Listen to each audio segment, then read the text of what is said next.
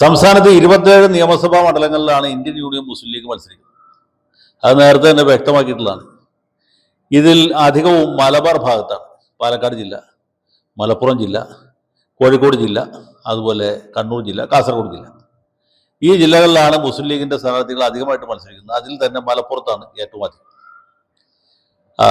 തൃശ്ശൂർ ജില്ലയിൽ ഒരു സീറ്റാണ് ലീഗിന് സാധാരണ കൊടുക്കാറ്. അത് ഗുരുവായൂർ സീറ്റാണ്. എറണാകുളം ജില്ലയിൽ കളമശ്ശേരി, പിന്നെ കൊല്ലം ജില്ലയിൽ ഒരു സീറ്റ് കൊടുക്കാറുണ്ട്. അത് മുമ്പ് ഇരവിപുരമായിരുന്നു. ഇപ്പോൾ സമീപകാലത്ത് നമ്മുടെ പുനലൂർ, ചാടേമംഗലമൊക്കെ ആയിട്ട് മാറ്റിയിട്ട് മുസ്ലിം ലീഗ് വീണ്ടും ഇരവിപുരം ചോദിക്കുന്നുണ്ട്. കൊടുക്കുമെന്നറിയില്ല. മുമ്പ് തിരുവനന്തപുരം ജില്ലയിൽ ഒരു സീറ്റ് ഉണ്ടായിരുന്നു. അവർ ജയിക്കുകയും ചെയ്തുകൊണ്ടിരുന്നതാണ്, തിരുവനന്തപുരം വെസ്റ്റ്. ഇപ്പോൾ അത് തിരുവനന്തപുരം സെൻട്രൽ എന്ന പേരിൽ അറിയപ്പെടുന്ന മണ്ഡലമാണ്. അവിടെ നിന്ന് നേരത്തെ മുസ്ലിം ലീഗിലെ അഹമ്മദ് കണ്ണ് വിജയിച്ചിട്ടുള്ളതാണ്. പിന്നീട് അവർ ആ സീറ്റ് കൊടുത്ത് കഴക്കൂട്ടം സീറ്റ് എടുത്തു. പിന്നെ കഴക്കൂട്ടം PDP കൊടുത്തു. പിന്നെ PDPയുടെ ഒരു സ്ഥാനാർത്ഥിയെ തോൽപ്പിച്ച് അവിടെ കോൺഗ്രസ് ജയിച്ച് അങ്ങനെ ആ സീറ്റ് പോയി.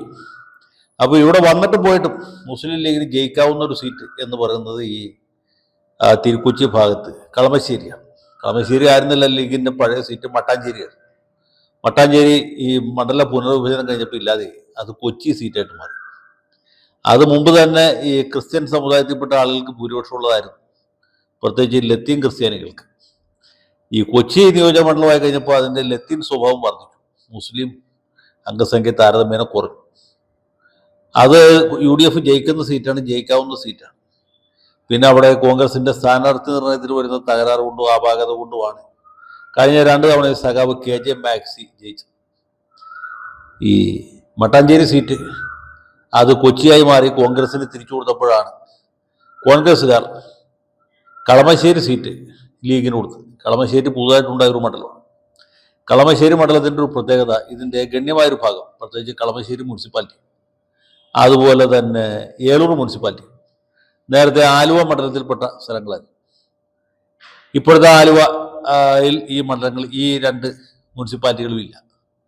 പിന്നെ ഉള്ളത് എന്ന് പറയുന്നത് നേരത്തെ പറവൂർ മണ്ഡലത്തിൻ്റെ ഭാഗമായിരുന്ന ഒരു പ്രദേശവും, അതോടൊപ്പം തന്നെ നമ്മുടെ വടക്കേക്കരയുടെ ചില പഞ്ചായത്തുകളുണ്ട്, കുന്നുകര, പുത്തമ്പലിക്കര എന്നൊക്കെ പറഞ്ഞു. അപ്പോൾ ഈ പ്രദേശങ്ങളെല്ലാം കൂടി ചേർന്ന പുതിയ കളമശ്ശേരി മണ്ഡലത്തിൻ്റെ പ്രത്യേകത, എനിക്ക് തോന്നുന്നത് തിരുവിതാംകൂർ ഭാഗത്ത് ഏറ്റവും അധികം മുസ്ലിം വോട്ടർമാരുള്ള മണ്ഡലമാണ്. അതുകൊണ്ടുകൂടിയാണ് അത് ലീഗിന് കൊടുത്തത് എന്ന് വിചാരിക്കാൻ കാരണമുണ്ട്. പക്ഷേ ഹിന്ദു വോട്ടർമാരും ക്രിസ്ത്യൻ വോട്ടർമാരും ഏതാണ്ട് അത്ര തന്നെ ഉണ്ട്. അപ്പം ഇങ്ങനെ ഒരു മണ്ഡലത്തിൽ 2 തവണ ഇബ്രാഹിം കുഞ്ഞ് ജയിച്ചു എന്നുള്ളത് ശരിയാണ്. പിന്നെ അദ്ദേഹം ജനങ്ങളുടെ ഇടയിൽ അത്ര സ്വീകാര്യനല്ല. ഇബ്രാഹിം കുഞ്ഞ് അജാത ശത്രുവാണ്. അദ്ദേഹം ലീഗുകാരനാണെങ്കിലും തുല്യ നിലയിൽ CPM-കാർക്കും കോൺഗ്രസ്സുകാർക്കും BJP-കാർക്കും സമ്മതനായ വ്യക്തിയാണ്. അദ്ദേഹത്തെ എന്തെങ്കിലും ആവശ്യമായിട്ട് സമീപിക്കുന്ന ഒരാളെയും പുള്ളി നിരാശപ്പെടുത്തിയും മടക്കി അയക്കാൻ പറ്റുന്നില്ല. ഇബ്രാഹിം കുഞ്ഞിൻ്റെ കനിവും ദാനശീലവും വളരെ പ്രസിദ്ധമായിരുന്നു. പിന്നെ അദ്ദേഹത്തിൻ്റെ വിനയപൂർണമായ പെരുമാറ്റം, അത് വളരെ വിശേഷമാണ്. ഇത്രയും വിനയാന്വിതനായ ഒരു പൊതുപ്രവർത്തകനെ ഞാൻ ഈ ജീവിതത്തിൽ കണ്ടിട്ടില്ല. അത്രയും സൗമ്യനായിട്ടുള്ള, അത്രയും കരുണാമയനായിട്ടുള്ള, അത്രയും സഹായ സന്നദ്ധനായിട്ടുള്ള ഒരാൾ മത്സരിക്കുമ്പോൾ ജാതി മത പാർട്ടി ഭേദമന്യേ അദ്ദേഹത്തിന് വോട്ട് കിട്ടുമായിരുന്നു. പിന്നീട് ഈ പാലാരിവട്ടം ബന്ധപ്പെട്ട് ചില വിവാദങ്ങളൊക്കെ ഉണ്ടായി എന്നുള്ളത് ഞാൻ വിസ്മരിക്കുന്നില്ല. എങ്കിൽ പോലും നാട്ടുകാരെ സംബന്ധിച്ചോളും, കളമശ്ശേരിക്കാരെ സംബന്ധിച്ചോളും, കൊച്ചിക്കാരെ സംബന്ധിച്ചോളും ഇദ്ദേഹത്തെ അങ്ങനെ വലിയൊരു അഴിമതിക്കാരനായിട്ട് ഇവരാരും കണ്ടില്ല. നേരെ മറിച്ച് സേവന സന്നദ്ധനായ, സഹായ സന്നദ്ധനായ ഒരു പൊതുപ്രവർത്തകനായിട്ട് എല്ലാവരും കണ്ടിട്ടുണ്ട്. അതുകൊണ്ടാണ് 2 തവണ അദ്ദേഹം കൊച്ചിയിലും 2 തവണ കളമശ്ശേരിയിലും ജയിച്ചത്. കഴിഞ്ഞ തവണ കളമശ്ശേരിയിൽ അദ്ദേഹത്തിൻ്റെ മകനാണ് മത്സരിച്ചത്, V. അബ്ദുൽ ഗഫൂർ ഇബ്രാഹിം കുഞ്ഞിൻ്റെ മകനാണ് എന്നത് ശരിയാണ്. പക്ഷേ പിതാവിൻ്റെ ഈ നേരത്തെ പറഞ്ഞ ഗുണഗണങ്ങൾ അദ്ദേഹത്തിന് കിട്ടിയിട്ടില്ല എന്നുകൂടെ മനസ്സിലാക്കാം. അല്ലെങ്കിൽ ഇബ്രാഹിം കുഞ്ഞിനെ പോലെ ഇബ്രാഹിം കുഞ്ഞ് മാത്രമേ ഉണ്ടായിരുന്നുള്ളൂ. അദ്ദേഹത്തെ പോലെ ആകാൻ അദ്ദേഹത്തിൻ്റെ മകന് പോലും സാധിക്കില്ല. അതൊരു സത്യവുമാണ്. V. അബ്ദുൽ ഗഫൂർ മത്സരിച്ചപ്പോൾ എന്ത് പറ്റി ചോദിച്ചാൽ കോൺഗ്രസ്സുകാരുടെ ഭാഗത്ത് നിന്ന് ശരിയായിട്ടുള്ള സഹകരണം ഉണ്ടായില്ല. ലീഗിൽ തന്നെ ചില കുലം കുത്തികൾ ഇദ്ദേഹത്തിനെതിരെ പണി കൊടുത്തു. അതും സത്യവുമാണ്. മാത്രമല്ല BJP-കാരുടെ വോട്ട് ഗണ്യമായ രീതിയിൽ P. രാജീവിന് കിട്ടി. BJP ജയിച്ച വാർഡുകളിൽ മറ്റേ മുനിസിപ്പാലിറ്റി ഡിവിഷനുകളിലൊക്കെ വോട്ടിൻ്റെ ശതമാനം നോക്കിയ കാര്യം വ്യക്തമാണ്. ആ വോട്ടുകൾ BJP-യിലേക്കല്ല പോയത്, കോൺഗ്രസിലേക്ക് ലീഗിലേക്കും അല്ല പോയത് സഖാവ് P. രാജീവിലേക്കാണ്. അതുമാത്രമല്ല, ഈ മുസ്ലിം ഭൂരിപക്ഷ പ്രദേശങ്ങളിൽ പോലും രാജീവ് വലിയ കടന്നുകയറ്റം നടത്തി എന്നുള്ളതാണ്. എനിക്ക് തോന്നുന്നത് കാന്തപുരം AP അബൂബക്കർ മുസ്ലിയാരുടെ പിന്തുണ രാജീവിനായിരുന്നു എന്ന് തോന്നുന്നുണ്ട്. പിന്നെ വിമത മുസ്ലിം ലീഗർ, കോൺഗ്രസിനകത്തുള്ള ഒരു വിഭാഗം ആളുകൾ ഭംഗ്യന്തരേണ രാജീവിനെ സഹായിച്ചു. അങ്ങനെയാണ് രാജീവ് ജയിച്ചു, മന്ത്രിയായി. മന്ത്രിസഭയിലെ 2ാം സ്ഥാനക്കാരനാണ് രാജീവ് എന്ന് പിണറായി വിജയന്റെ കണ്ണടയുമ്പോൾ രാജീവായിരിക്കും മുഖ്യമന്ത്രി നോക്കുക അദ്ദേഹത്തിന്റെ ആരാധകരും സുഹൃത്തുക്കളും ബന്ധുക്കളും ഒക്കെ പറഞ്ഞുകൊണ്ടെടുക്കുന്നുണ്ട്.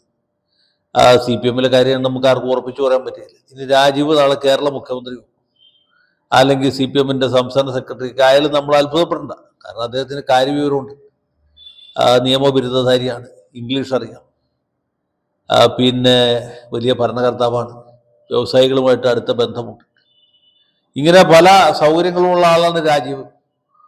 മാത്രമല്ല, രാജീവിനെ തെരഞ്ഞെടുപ്പിൽ തോൽപ്പിക്കുക അത്ര എളുപ്പമല്ല. രാജീവ് പാർലമെന്റിലേക്കൊക്കെ നിന്ന് ദയനീയമായിട്ട് തോറ്റിട്ടുണ്ട്.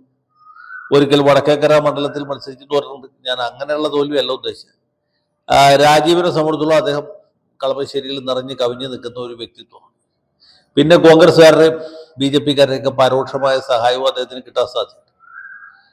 മറുഭാഗത്ത് അബ്ദുൽ ഗഫൂറിന്റെ പേര് പ്രഖ്യാപിച്ചിട്ടില്ല. എന്നാലും ഗഫൂർ ഇവിടെ അനൗപചാരികമായിട്ട് പ്രചരണം തുടങ്ങിയിട്ടുണ്ട്. ഗഫൂർ ഇത്തവണ എന്ത് വന്നാലും ജയിച്ചേ തീരുവെന്ന വാശിയിലാണ്. ഇപ്പോൾ കോൺഗ്രസ്സുകാരുടെ ലീഗുകാരുടെ വോട്ട് കൃത്യമായിട്ട് കിട്ടിയാൽ ഗഫൂർ ജയിക്കും. അത് കഴിഞ്ഞ തവണത്തെ പോലെ ഭിന്നിക്കുകയാണെങ്കിൽ തീർച്ചയായിട്ടും രാജീവ് ജയിക്കും. ആര് ജയിക്കും എന്നറിയണമെങ്കിൽ നമ്മൾ ഏതാനും ദിവസം കൂടി കാത്തിരുന്നാൽ മതി. കാരണം തെരഞ്ഞെടുപ്പിന്റെ ട്രെൻഡായിട്ടില്ല. രണ്ടു കൂട്ടരും അനൗപചാരികമായിട്ടുള്ള പ്രചരണം മാത്രമേ തുടങ്ങിയിട്ടുള്ളൂ. ഗഫൂർ ആണെങ്കിൽ പ്രധാനപ്പെട്ട വീടുകൾ കയറി ഇറങ്ങുന്നു, പള്ളികളിൽ പോകുന്നു, NSSന്റെ SNDP-യുടെ ഒക്കെ ഓഫീസുകളിൽ പോകുന്നു. എല്ലാവരെയും സ്നേഹിച്ച് സന്തോഷിപ്പിച്ച് മുന്നോട്ട് കൊണ്ടുപോകാൻ ആഗ്രഹിക്കാൻ താല്പര്യപ്പെടുകയും. രാജീവാണെങ്കിൽ മന്ത്രി എന്നുള്ള നിലയ്ക്ക് യാതൊരു വിശദീകരണവും ആവശ്യമില്ലാത്ത, വ്യാഖ്യാനവും ആവശ്യമില്ലാത്ത ഒരു വ്യക്തിയാണ്. അദ്ദേഹത്തിൻ്റെ സൈദ്ധാന്തികമായിട്ടുള്ള അറിവും പാരമ്പര്യവും പൈതൃകവും എല്ലാം കൂടി വെച്ച് നോക്കുമ്പോൾ രാജീവ് ഗംഭീര സ്ഥാനാർത്ഥി തന്നെ ആയിരിക്കും. ഇത് കഴിഞ്ഞ തവണ മത്സരിച്ച അതേ സ്ഥാനാർത്ഥികൾ തമ്മിൽ ഇത്തവണയും മത്സരം നടക്കാൻ പോവുകയാണ്. അങ്ങനെ കൗതുകകരമായിട്ടുള്ള ഒരു മത്സരമാണ് കളമശ്ശേരിയിൽ നടക്കാൻ പോകുന്നത്. ആര് ജയിക്കും എന്നറിയണമെങ്കിൽ ഏറ്റവും അവസാനത്തെ വോട്ട് വരെ എണ്ണിത്തീരേണ്ടി വരും എന്നാണ് എനിക്ക് തോന്നുന്നത്. ഏതായാലും നല്ലൊരു ഫൈറ്റ് നമ്മൾ പ്രതീക്ഷിക്കുന്നു. ഓരോ വോട്ടിനും വേണ്ടിയിട്ട് രാജീവും അതുപോലെ തന്നെ ഗഫൂറും മുന്നോട്ട് വരും എന്ന് നമുക്ക് പ്രതീക്ഷിക്കാം. 2026 എറണാകുളം ജില്ലയിലെ ഏറ്റവും വലിയ മത്സരം നടക്കാൻ പോകുന്ന മണ്ഡലം ഏതാണെന്ന് ചോദിച്ചാൽ ഒരു സംശയം വേണ്ട, അത് കളമശ്ശേരിയാണ്.